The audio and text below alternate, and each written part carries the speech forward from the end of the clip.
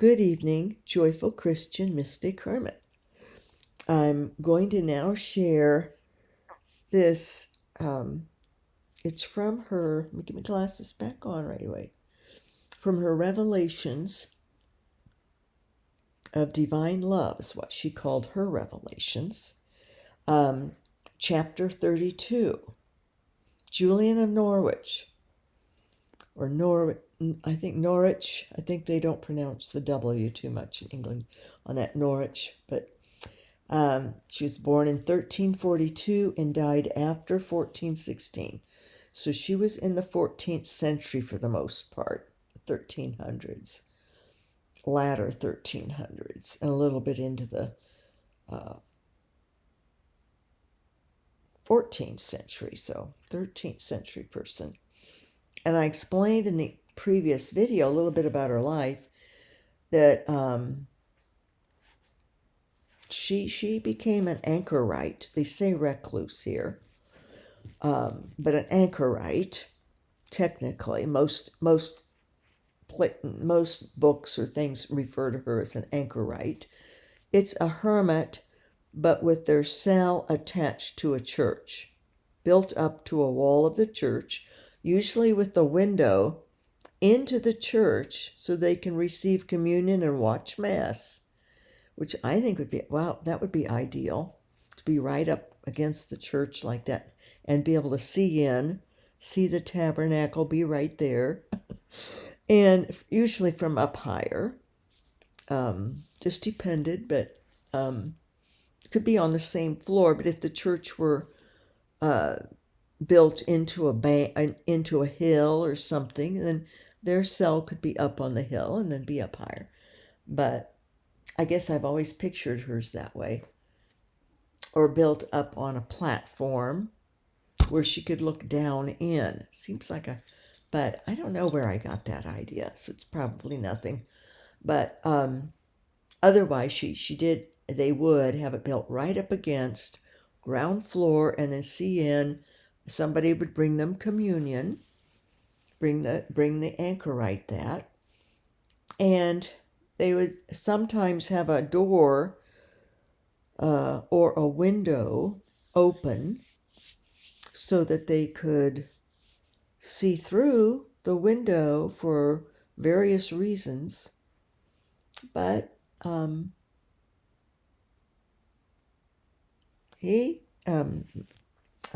Julian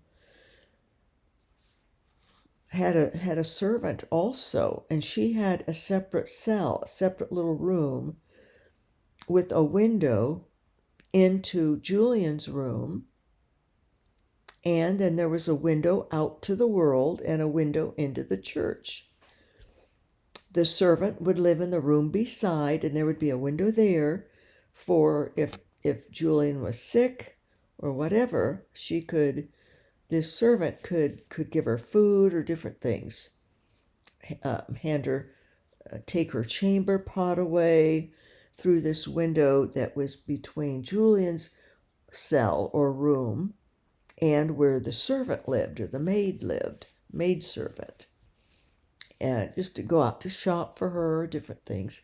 And then the window out to the world was where people would line up.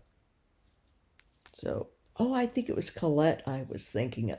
Saint Colette, whose cell was up high. And it was built into the wall of her uncle's monastery and chapel. So, got two people mixed up there. Colette, Saint Colette, was also an Anchorite. Julian, I think she maybe had just a little cell, a little house, a little hut that she lived in.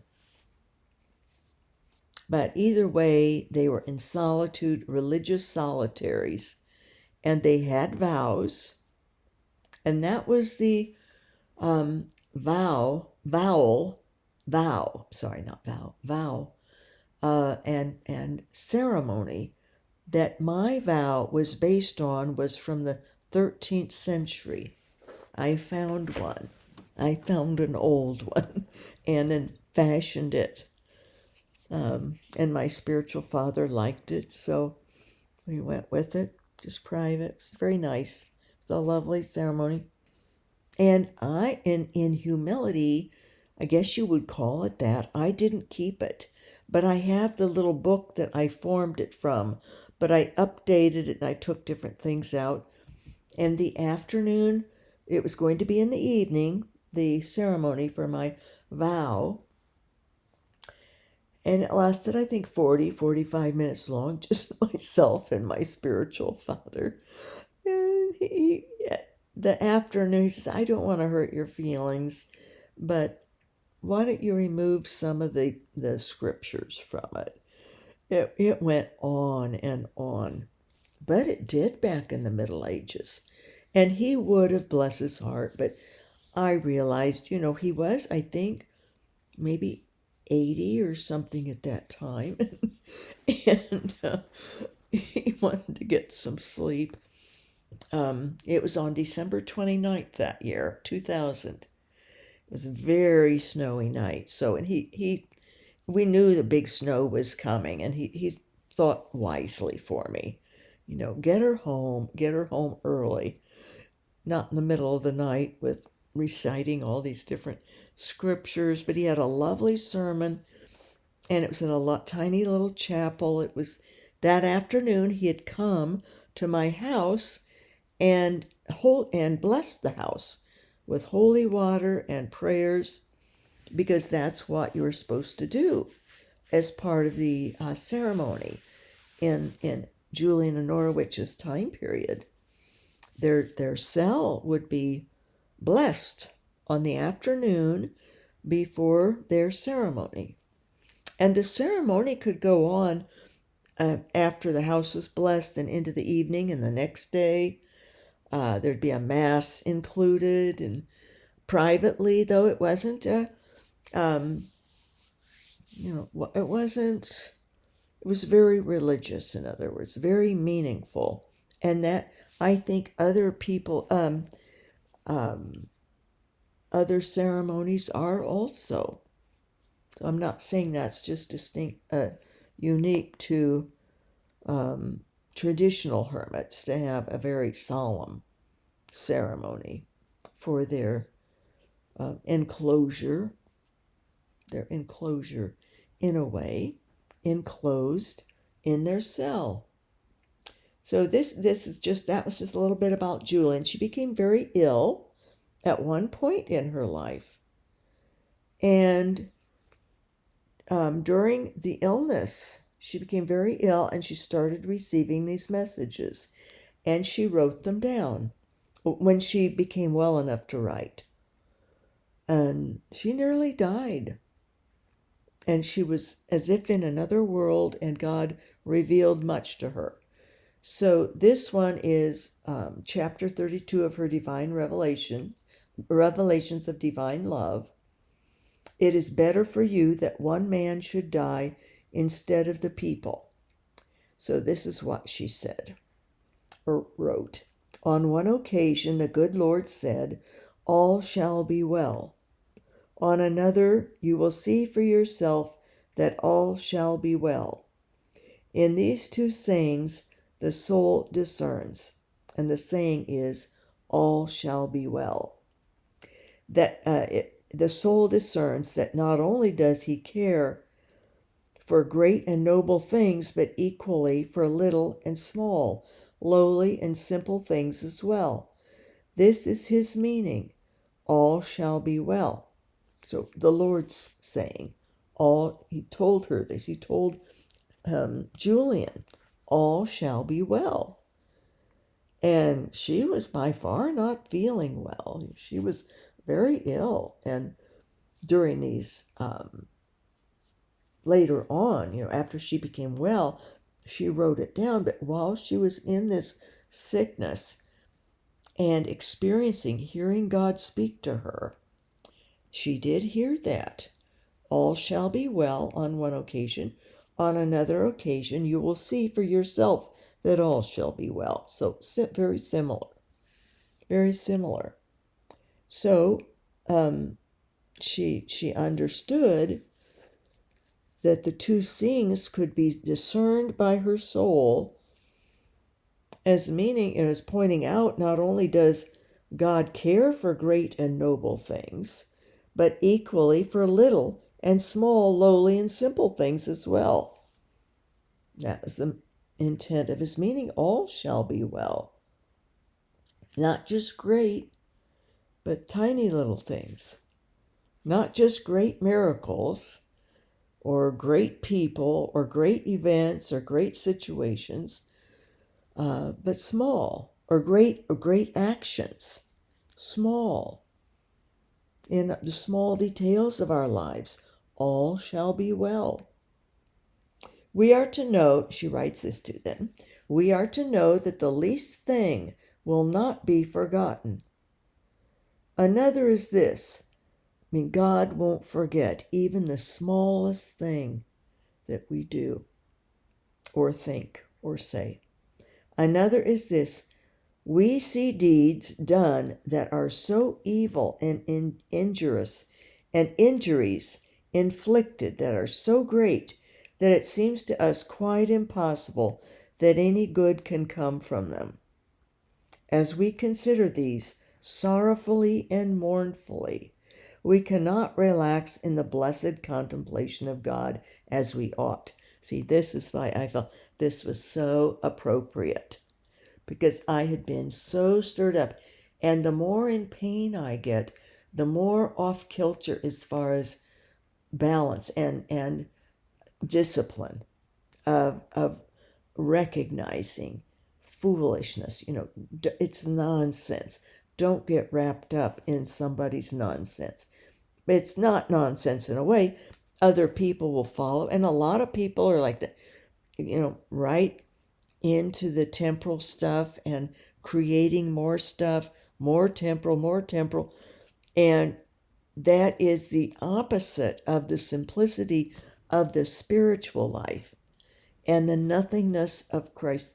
Christ's attitude was of such humility and not of grandeur. He did not play it up, he very, very humble. So, but I can see something that just seems so wrong, and is really like within the church context. The church doesn't need more temporal, tangible stuff. People leave because there's not enough meaning. There's meaning there, but they don't get it for all of the temporal, tangible that gets in the way. That they're yearning for God, and or they don't get the books from the ages past, like John Climacus or like Angela's getting the Desert Fathers. They have their lives were honed by focus and love and desire for God. They didn't want all the distraction, so they sacrificed the temporal in order to have more direct, undistracted time with God, to get to know God, and to have their souls illuminated. Well, to access the Trinity that's in their soul, basically. To draw back the curtains, get to know God, Jesus, and the Holy Spirit personally on a person, and to recognize they dwell within, and we have access all the time. But all the distractions and the temporal in the church can become distraction and really appeal to the ego in many ways, or other aspects, in appeal to envy, appeal to curiosity, appeal to distracting. Because someone like me with this pain, I like distraction from the pain, but not from God. I don't want distraction from God. And God is in the pain. Mary told me, you will find him in your pain. But I get in the throes of it, and then I lose sight of that. I forget, oh, God is in the pain. Jesus is in my pain. Right in me, right in every sickening suffering is love. God is love. He's in that. He's connected with it. And all shall be well, But you lose sight of that sometimes, or a lot, or maybe mostly. Some people don't have sight of much of God at all in their daily lives. And maybe they don't even go to church. Some people don't have any of it. So, we can run the gamut with this. But I've zeroed down to the church so that when I get very upset, when I see more being spun, the spin factory, of misrepresentations of little details, that otherwise, if people knew the truth, such as certain things, they just would stay away from it. They would think, well, this isn't honorable. This isn't for me. I'm not going to subject myself to something that leads to more problems or more temptations. And the church still allows this other way that's been tried and true and proven excellent for centuries. So see, it. I just get distressed when people are getting sort of sold a bill of goods, that is not cracked up to what it's sounding like, not in actuality. And but the majority has accepted it and stamp of approval on it without them thinking through, really. One person with sort of a questionable background or track record, known, but got it voted in. So, who can ever make any sense of these things? But I get so upset in it. And here she says, that we seem to us, it's just quite impossible that any good can come of something like that. As we consider sorrowfully and mournfully, I was sorrowing for the church, we cannot relax in blessed contemplation of God as we ought.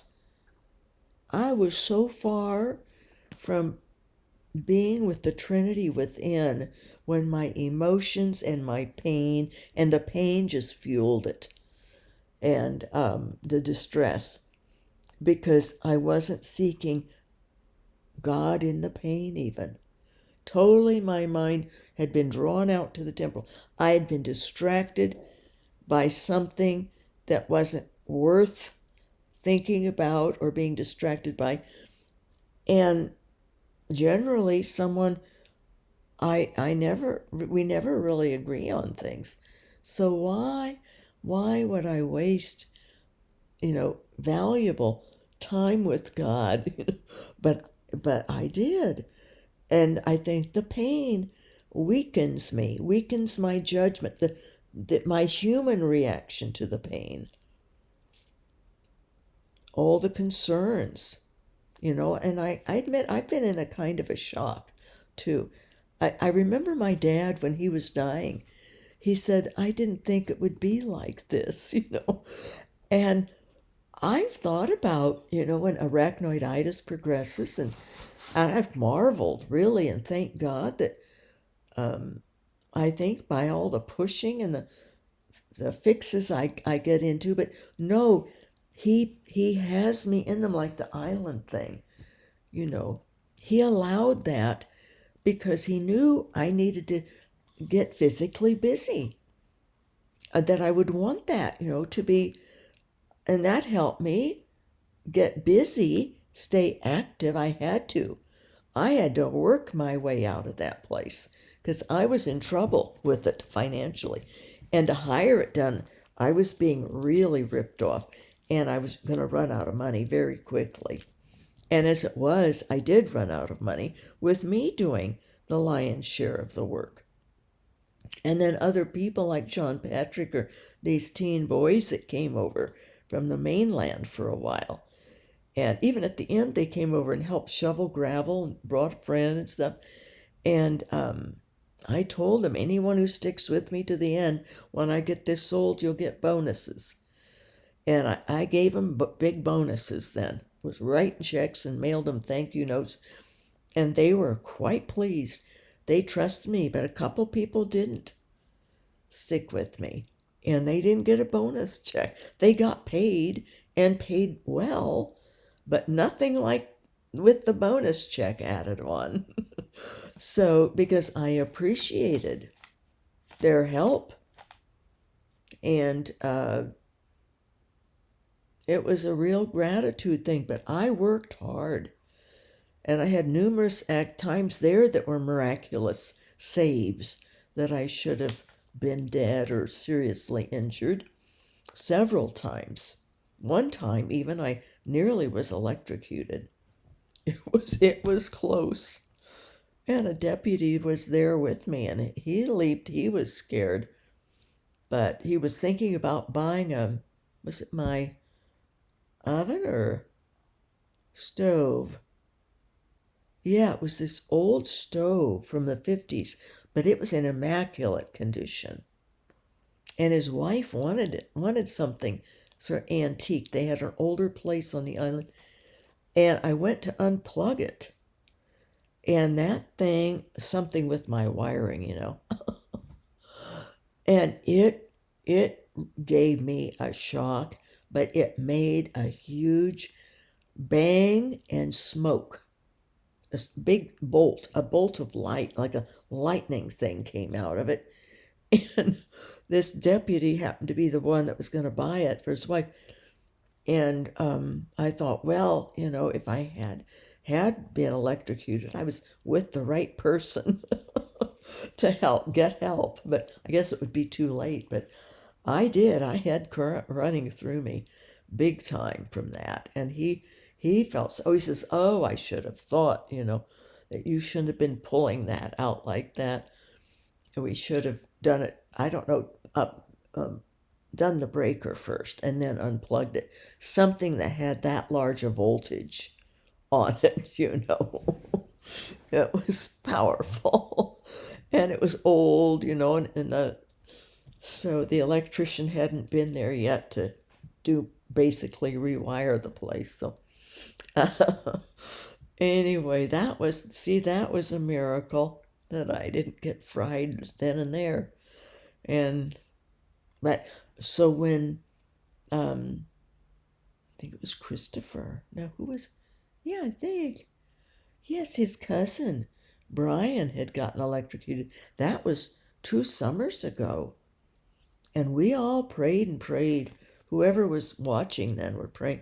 A lot of you who were still in. And so prayed for Brian, and he recovered. That was a miracle, how he recovered. He had been electrocuted on a school roof from an air conditioning unit, elementary school, in the heat of summer or something, so it was bad. He had 4 children, has 4 children, and it took him a long time, recovery, and it was very touch and go. Oh my goodness. So, electrical things, but anyway, God arranges things like that island so that I would be forced to do the work. I mean, he knew, and that was good because that kept me from progressing faster. So I've got to hop to it here as best I can, but it can't be much because of my spine now. But bit by bit, at least not be in bed as much as all the time. But this was so good, it's true. When we get distracted by things, we cannot relax in the blessed contemplation of God as we ought. And it's the distractions that we get so upset by, see. The deeds that we see done that are so evil, and I gotta get this added, and and injuries inflicted that are so great, wounds that we have, woundedness, or that we see the news. Oh, I really don't. I just now will read an article or two about some individual that something has happened to, and out of a prayerful support for them, their family, or their loved ones, or their friends who grieve for them. Because I know the person's all right, even though they were tragically killed. I think this morning it was a 16-year-old girl in a very nice area of northwest Chicago, right near her home. She lived in a lovely apartment. They buy the apartments. There's like Manhattan, where, so it's, most people live in apartments in some of those areas. And because land is so dear, they're just buildings, and the apartments are exquisite. But she was, I think, on her way to school or something, and she was shot to death. Some stranger just came up and shot her. But I did read about that, and her school, and the students, the letter that the school sent out to the students, and how the police were wildly trying to solve it. I guess there was no witness that they knew of yet, hoping someone would come forward. Maybe someone who had driven by, or happened to see the person the block before, or however he did it, or she. So that, I figure give some time to something like that, and to think about all the people today all around the world who are just out doing their work or at home or whatever, and get shot. And then there was another article, I think it was connected with it, of a friend who had been helping a cancer patient, driving her to her. It was a distance, took an hour to driving her from someplace in Texas to the hospital in Houston, where she would get her chemotherapy. And then that night they were going to stay with her friend's friend who lived in Houston, and were driving there. And the woman who was driving, who had the car, dropped the cancer patient off with her elderly father, came for moral support also, dropped them off at the friend's house. It was like a condo or a high-rise or something, and had to go find a parking place. There was a parking area, but it was full, so she was going to have to go around the corner. And they were got out, the daughter, the cancer daughter, and her father, elderly father, and, we're going into this friend's condo or something, townhome or condo, and heard a scream, and then a shot. And sure enough, it was her good friend. This person who was always so kind and doing for others. Somebody had carjacked her and killed her. She screamed, and probably when they pulled the gun and killed her, they did get the person. They got the car. At least they got the car, found the car. But I don't know if they'd found the killer yet, because I think the car was abandoned not long after. They realized, I've killed this lady, and they'll be after me. She died right there. And her friend went, and she did say the police officer had her turn. He turned, and she said, "Oh, follow me." And she did just then so that she wouldn't see her friend being put in the ambulance because her neck and head were shot, and quite a awful scene. So, but she was memorializing her friend for what a kind person. But see, things like that, I turn those into prayer very easily, but still it's not a sweet contemplation with God. It's more of needing God to console me then from what I read and what I realize of the reality of our world today. But Julian of Norwich has a important point here. And the reason that we cannot relax then in the blessed contemplation of God as we ought, this is caused by the fact that our reason is so blind, base, and ignorant that we are unable to know that supreme and marvelous wisdom, might, and goodness which belong to the blessed Trinity. We're blinded by all the externals, the temporal, or we're blinded and base and ignorant, unable to know the supreme and marvelous wisdom, might, and goodness which belong to the blessed Trinity, because we're so busy making up another layer of temporalism, making up more rules or more protocols or more precedents to set, or more how do you do this in order you can be in this group or that group, all the rules of this group that I'm making up and or that ought to be there, and well, let's get a canon law through and what needs to be in it, and we've got to convince over 50% of the bishops to vote on it, and it just something isn't needed to begin with.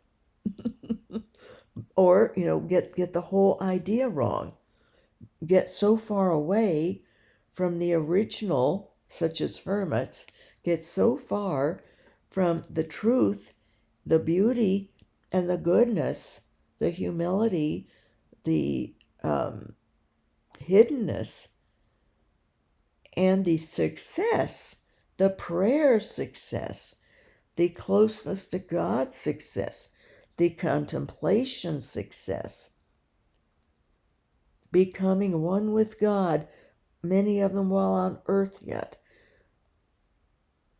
of the original hermits and all through, then we'll go the opposite direction, out of a kind of an ignorance or a blindness by people who don't themselves know that supreme and marvelous wisdom, might, and goodness which belong to the blessed Trinity. See, if they don't know it or even have an idea it's there, they just stay developing temporal programs that are filled with a lot of rules, more temporal things to do. And they might seem religious to do, but there's more distraction with, what do we wear? What is my name going to be?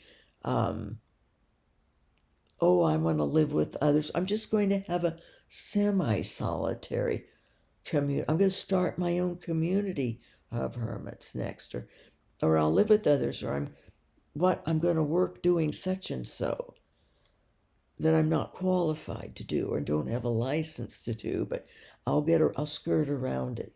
Get into the ego thing. I'm capable. I can do it. I've been approved by a bishop, I have validity now. They don't think it necessarily consciously, but it pans out. That's the result of the type of hubris that comes up in then in the day-to-day living, or what is said or done. Or next thing, be in charge of something in the parish and be important. And it's because there isn't first this priority of a personal connection and communication with the Trinity who dwells within, or even an understanding or of a really a desire of God more than all these externals. See, the to-do list of what I'm going to do in my community, or how it needs to be formed, or the canon law, how it needs to be formed, and what traditions and rules need to go with it then, beyond the canon law. You know, right about how to make a plan of life. You know, what needs to be in it, on and on and on. Or what will my habit be? I knew of one person who already had the bolt of cloth that she wanted to use for when she became a diocese hermit, so she could wear a habit. Couldn't wait to sew her own habit and design it. Had the bolt of fabric that she found that she wanted for it. And you know, that's it speaks a lot, doesn't it? So it's as if, you know, the person's saying, or as if God was saying, let me get this right here. Be careful now to believe and trust, and in the end you will see it all in fullness and joy. So we are to believe and trust in the Trinity, in this supreme goodness, wisdom, might, which belong to the Blessed Trinity. It is as if God were saying, be careful now to believe and trust, and in the end you will see it all in its fullness and joy. When he says, and all shall be well, all shall be well. That in trust, you know, just trust him, focus on him, relax in him, contemplate him, no matter all the circumstances going on around us, no matter all the upsets, no matter the shock of, oh my goodness, I have declined in a major way. I have to be on super strong pain meds, doubled what I start with a week ago. The next week, doubled it in order to even function. Now I got these thick rubber mats my neighbor suggested, and that helped a little with getting my supper. I had some cream of rice for supper, and that standing on that helps some. So I had to get down, though, you know, and I got the dog's food, but it was tough, but it was better with that thick. So I ordered another one for the other side of the kitchen where I stand to get their food going. And if it keeps me from having to be just terrible when I'm finished and in agony and having to augment, then yeah, you know, do that. But the main thing that will help me is being in contemplation of God and in communion with God. That will help me the most. All shall be well. There still remains a deed which the Blessed Trinity will do at the last day, at least so I see it. Yet when and how it will be done is unknown to all God's creatures under Christ, and will remain so until it takes place. The reason why God wants us to know about this deed is that God would have us more at ease in our minds and more at peace in our love, and not be concerned with those storms and stresses that stop us from truly enjoying God. This great deed, ordained by the Lord God from before time, and treasured and hid within his blessed heart, is known only to God. I'm going to make sure this is still, I think, no, I didn't lose this. Okay. So this great deed ordained by the Lord God from before time, and treasured and hid within his blessed heart, is known only to him. This great deed ordained by the everything to turn out well, ordained by the Lord God from before time and treasured and hid within his blessed heart, is known only to himself, period. By it he will make everything to turn out well. All shall be well. For just as the blessed Trinity made everything out of nothing, in the same way shall he make all that is wrong to turn out for the best. So I don't need to be worried about it. I don't need to stress out. I don't need to be in shock that my back has just gotten so bad. The arachnoiditis has progressed. All shall be well. All shall be well. This is what Julian of Norwich was told by God.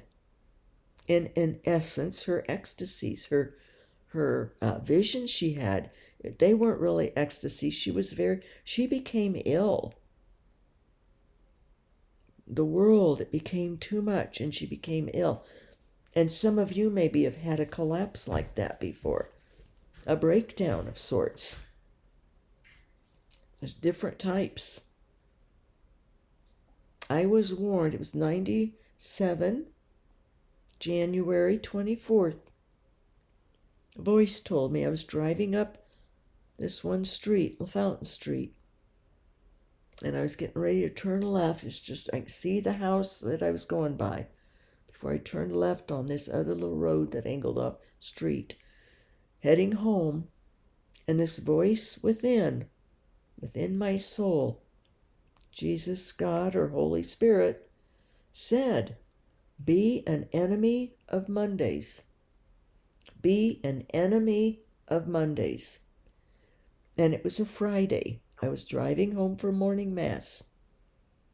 And I had this premonition then that something was going to happen.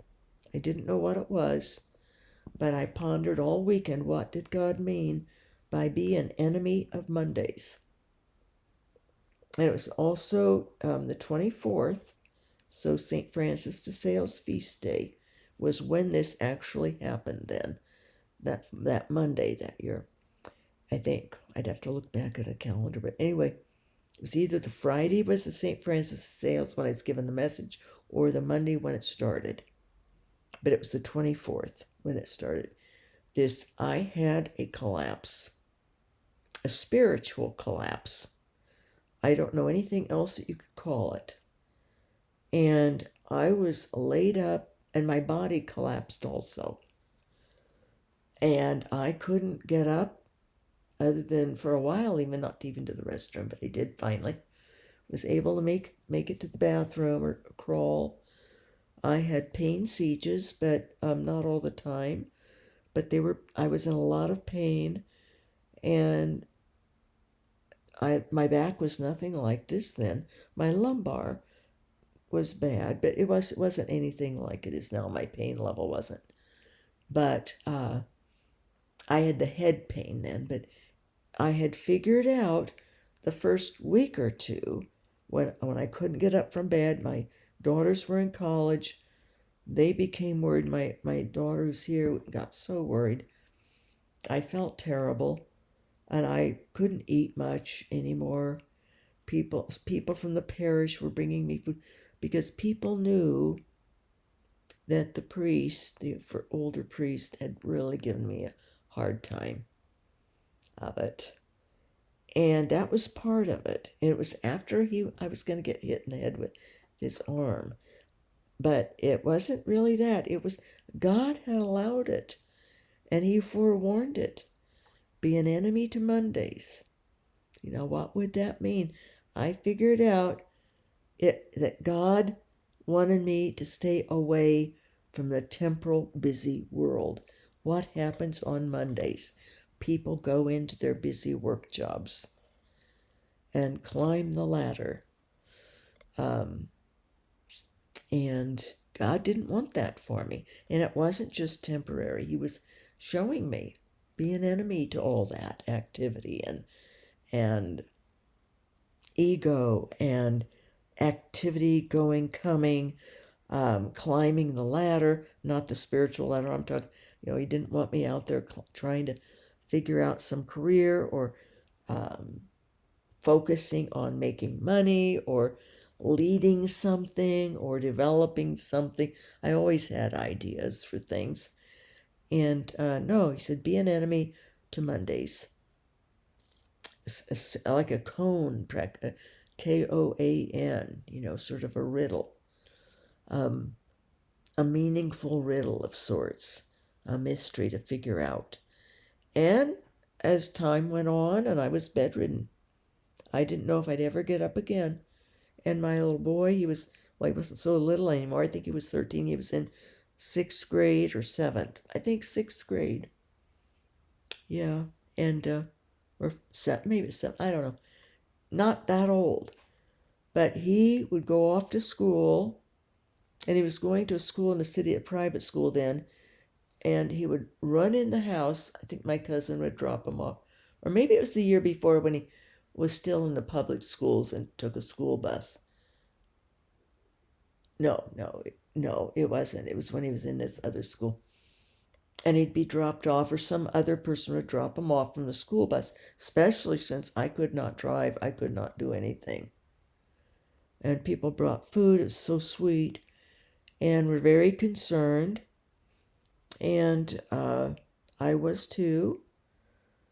And my boy would run in the house, run back to my bedroom, calling, "Are you alive? Are you alive?" He would worry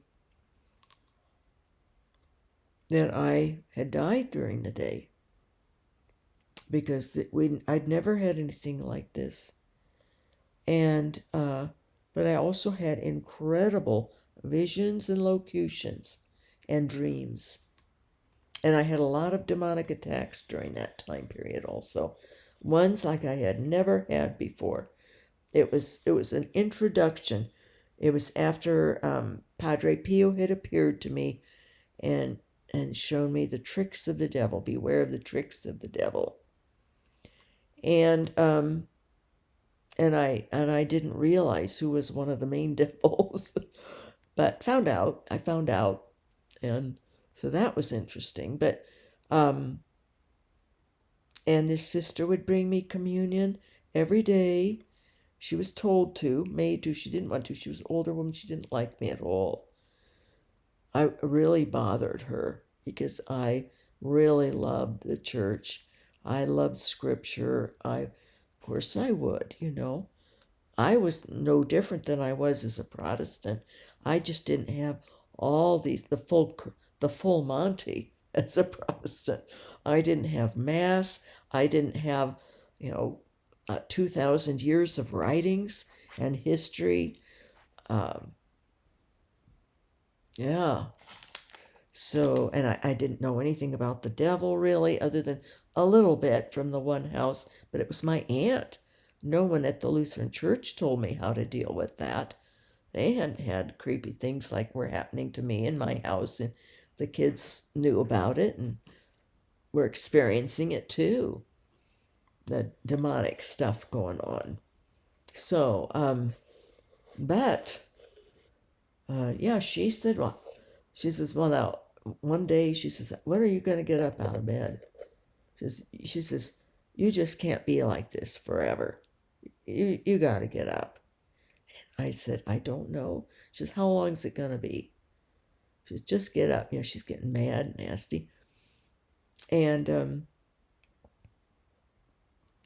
I said, I don't know, but I said, I'll ask. I'll ask. She says, well, who? I said, well, I'll ask God. And she said, you do just that. She thought I was being smart aleck. But I was being sincere because I didn't know. And I said, well, you don't need to bring communion. No, I have to. I'm supposed to. Well, she was getting tired of it, And I guess thought I was putting something on. I don't know. But I was scared, what's going to happen here? What am I going to do? But my house was all finished. It was the lovely house. But I was worried about my son. My daughters were concerned. And so, but I did know, I said, I think to my kids, I said, there's something spiritual going on. We just have to wait. We'll just have to wait and see what if this is, I was doing better, just accepting it. But there were times I would get concerned though, too. But not like this. This I always knew sometime I was going to get worse, but I didn't think it would be so sudden. See, not how I thought it would be. Thought of my dad. We usually don't think something that we have no idea, because I couldn't find anything. What is it like when arachnoid, when it progresses and you're finally bedridden? What's that like? There's not research on this stuff, so it's rare. Anyway, it's hard to find much of anything on it. More lately, more than it was 10 years ago, or not 7 years ago is when I found out about it. It's a lot more than 7 years ago even. But so I prayed, and the next day she came back, and I said, well, I have an answer. Well, to what? I said, well, your question, how long is this going to be? And she says, well, what is it then? When are you going to get? I said, well, God said, only God is forever. That's the answer. Only God is forever. So you can't be in there forever. Well, only God is forever. But in essence, he was saying, when you get up, you'll get up. It's up to me, And I'm forever. Only me forever. And because he has been forever. See, we haven't been forever. We were born. So we became, and God put the soul in us when the egg and the sperm united of our parents. So God is the Alpha and the Omega, the beginning and the end. He's the before and the after. So, but it was I think it was Holy Week that I was finally, or Easter or something, I was finally able to get up after many, many visions and dreams and messages and experiences, and but there was people came, lovely people came to try to encourage me and to visit or bring their prayer needs and visit, and it was brought food and concerned about my son, and it was really, really wonderful. And they knew what the stress was. Word had gone around. People had seen him act that way, and he made it very clear that he couldn't stand me. The priest did. His secretary knew. The assistant knew. The assistant did nothing about it. He didn't report it to his religious order, and even the guy came from his religious order, like the supervisor of the priests that were out in parishes. It was Capuchins, and he asked, because they knew this priest was a stinker, had temper. He was an excellent priest, but he'd had been tempted to find the loopholes and the easy ways, and had a terrible temper and an autocrat. He'd become an extreme autocrat. And the assistant priest even told me, he says, he asked, was he harming anyone in this parish? And he says, well, I didn't want to tell him that there was someone, so I didn't. And he told me that because they have this sense of being secure and safe. And I didn't say it then. I should have, because I was in that mode of, just how far can you... I'd already found out you can't say much to a priest of anything honest, or, or not all priests. Some are very good about, but truth. It's, you stay in your place with this one anyway. And the other one knew that he had carte blanche. What was I going to do about it? What was I going to do about it? That he didn't tell their superior that, yeah, he was harming me.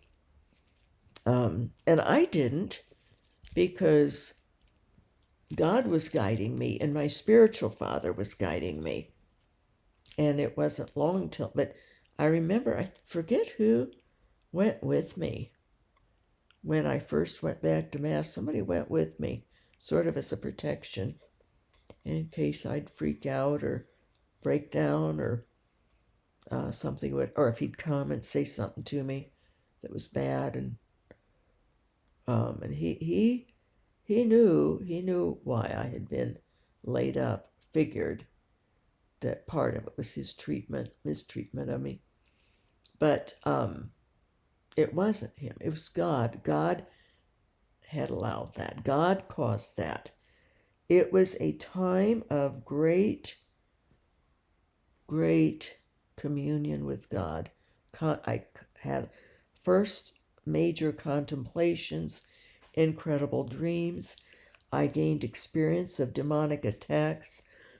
I was so depleted, all I could do was read the Psalms. Oh, and my godmother was gone. She was out of the country then. They had a house in Bolivia or something. She was there. And that was when, I didn't know about her other doings that she thought that I would get into with them, be a dissenter and a troublemaker. No thanks. I guess I was considered that, but it was for righteousness' sake, for the church, for God. It wasn't to try to cause division. It was to try to help and build up. And, if there was something really egregious, to try to help stop it. But I even learned that time that those two angels showed me to the door, and we're handling it now with the first priest. I was taken off that assignment. It was getting in the way of my ability to contemplate and be close with God, because it was so distressing. His behaviors and how he would treat other people, and what was going on in the background, and with things he was into, and the big gambling hall. He didn't gamble, but he didn't mind taking poor people's money and encouraging elderly women and other women to become addicted. That's the largest group that becomes addicted to gambling are women, and it's through bingo. That's the lead-in addiction for them. So, I did some study on it, and it was very sad. And they're often single household mothers, desperate, thinking they'll win, and they get addicted. It's highly addictive too, because it's so condoned. Oh, it's just a game. And no, not when they have huge prizes and they're that you don't win. And when you're buying 15 cards at once, and bring your little statues and your holy cards to help you pray that you're going to win at a game of luck, and gambling, using your welfare money or your whole paycheck. And there were young couples there trying to get money and more money to make it, use their low income paychecks. Or oh, it was so sad. Oh, anyway, all that kind of stuff, see, that gets to my heart, and it would to you too if you had see that around or find out about it. Now others, it didn't bother them, but somehow for me, I could just see the damage which started the soup kitchen. And I had a dream vision one night, that the Virgin Mary weeping, standing behind a couple. And they were a couple that we delivered soup to, poor couple, young. They had children.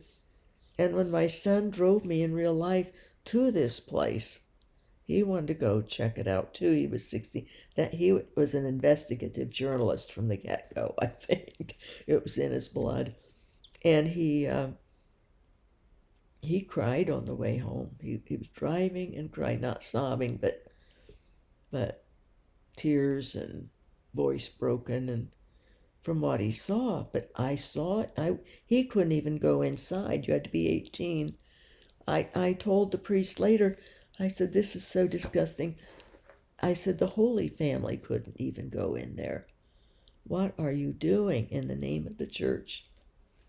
Well, he didn't have anything connected with the church on it, but it was money that he took then. And he did it through the church. Set it up, used church's money to build the building, hired an outside couple to run it. And so the Virgin Mary, though, that night, she had her arms like this, and the man and the woman, it was maybe the woman and the man, she stood behind them, and she wept. And another time she told me, tell him that I will do whatever it takes to thwart it if he does not stop this. And I told him, and he became enraged at me. But it, what happened first? Oh, it burned down. It burned down. And that freaked him. It freaked him out, because I told him, what she said, and he knew enough of my stuff that he knew, but he hated me for it, see, for these messages. But he'd asked me, he had ordered me, tell me everything that you see or hear, anything especially to do with me too. He thought it was going to be like, oh, he's the most wonderful priest of my sons or something, I guess. I don't know. He didn't think it was going to be a chastisement. That's for sure. He wasn't prepared for that, and I sensed he wouldn't be. But then later she said, tell him thwart. And then when that happened, so he got up, he was in the pulpit, and I was surprised. But he said, we had this support, a parish support, and a couple ran it for us. They're so kind.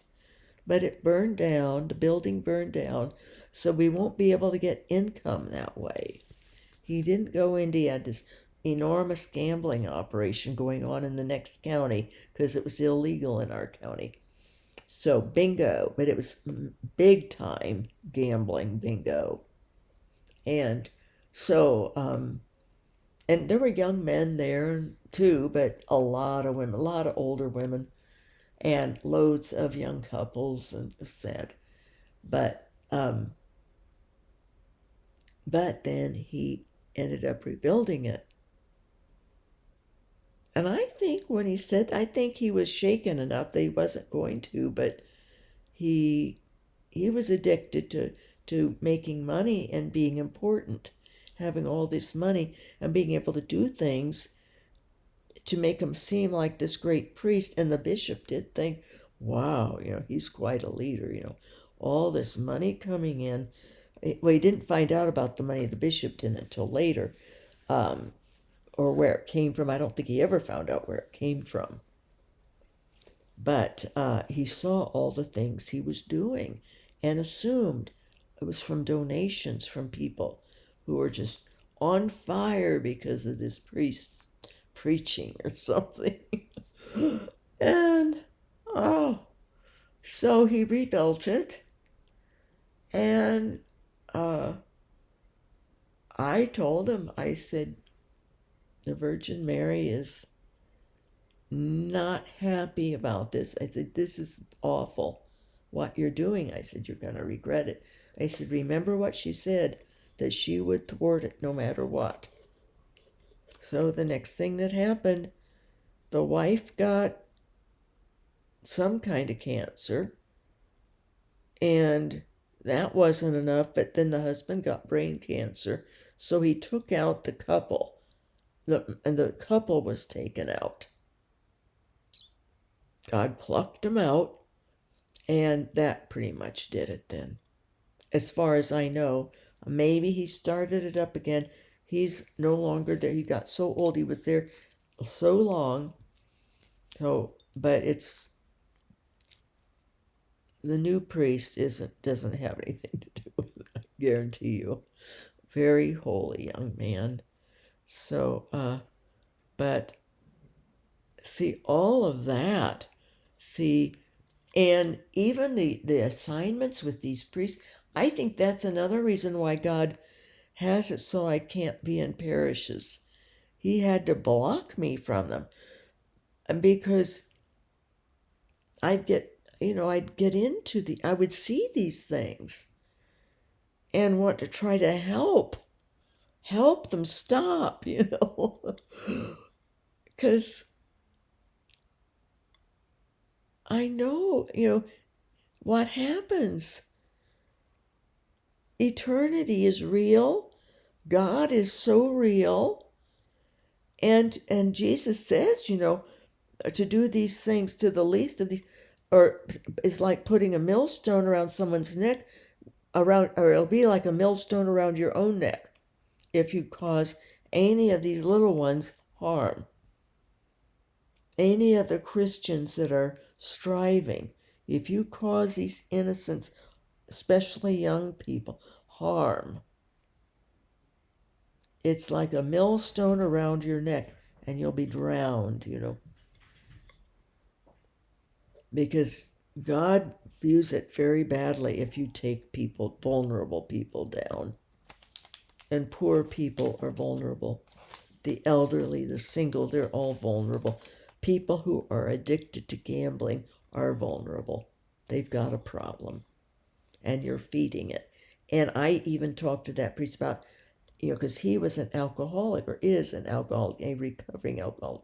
He had stopped drinking years before. But I said, well, would you invest in a bar for the parish then? Because he says, oh, it's just some social. I said, drinkers always say it's just social. They're just drinking socially, just to fit in, just to have some fun, just to relax with their friends. I said, go get a bar on Market Street and run that and take the money have that profit be for the parish. Oh, no, wouldn't do that. Don't be ridiculous. I said, well, you're doing the same except even worse, because gambling addiction can be a lot worse because you're harming families directly, spending their paychecks when they have children at home. And I told him, one of the families I saw there, one of the couples, they have children, and they were there. We take them soup because they're so poor. He says, oh, just mind your own business, Go off and pray. Go off and pray. Well, I should have. See, God, see, all shall be well. God took care of it, didn't he? The Virgin Mary did. She stopped it once and for all. She thwarted it. That was the word she used, thwarted.